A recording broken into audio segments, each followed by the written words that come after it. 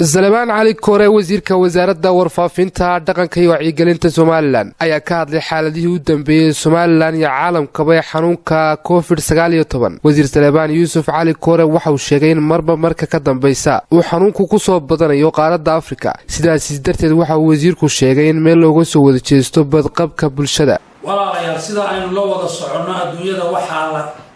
la gelgelimaysanaya xanuunka COVID-19 oo noqday xujadii ugu cusbayd ee caalamka soo martay qarnigii koowaad kaasoo dalalka caalamka ee xagga dhaqaalaha ku kala horeeya ka simay casharo adag iyo duruufo qallaf marka laga eego degdegsiimada uu COVID-19 ku fidayo iyo qaababka la isugu gudbinayo oo fara badan waxuu ku muuqanaysaa in warankiisu aanu dhulka u dhacay oo uu yahay dilaa dabar jari kara qoysas badan iyo bulshooyin Afrika xanuunkani wuxuu ugu fidayaa si uu isa soo tarayo waxa la xaqiijiyay 24,000 oo kiis in Afrika ka jiro dalkeena iyo xanuunka COVID ilaa imika waxa jamhuuriyadda Soomaaliya la cadeeyay in xanuunkaasi marayo 19 qof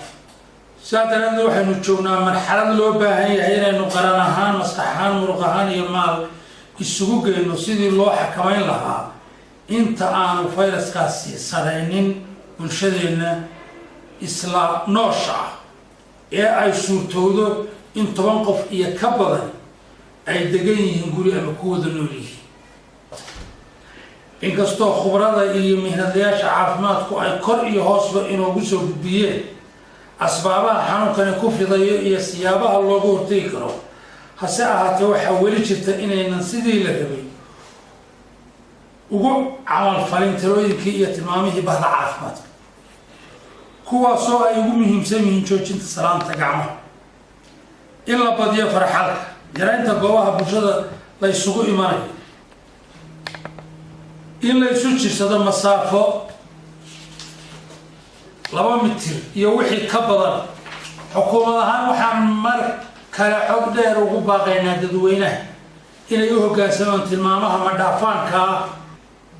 oo jidkaad ku badbaadiso naftaada noloshaada carruurtaada qoyskaaga iyo mahuraankaaga oo aad waqti yar ku sarayn karto dad badan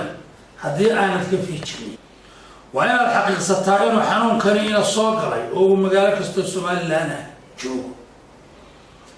sidaa darteed walaalayaal fuliya amaawiirta dhakhaatiirta iyadoo qaranku abaal ugu hayo qof walba siduu qoyskiisa ugu dadaalo kahortaga coronaviruska maadaama diinteena suubaniina ku dhiirigelisay inaynu kahortagu ka fiican yahay daaweynta alwaqaayatu khayru min alcilaaj waxaa kaloo tusaale nool inuu dalalka yareeyay halista xanuunka waa kuwa bulsho ahaan ismaqalkooda markii horeba sareeyay haddiise ismaqalku inagu gaasirmo waxaa hubaala in dadaalkeenu weydoobi doono Cabdiraxmaan Yaasiin Abukar British warbaahinta SBC Hargeysa.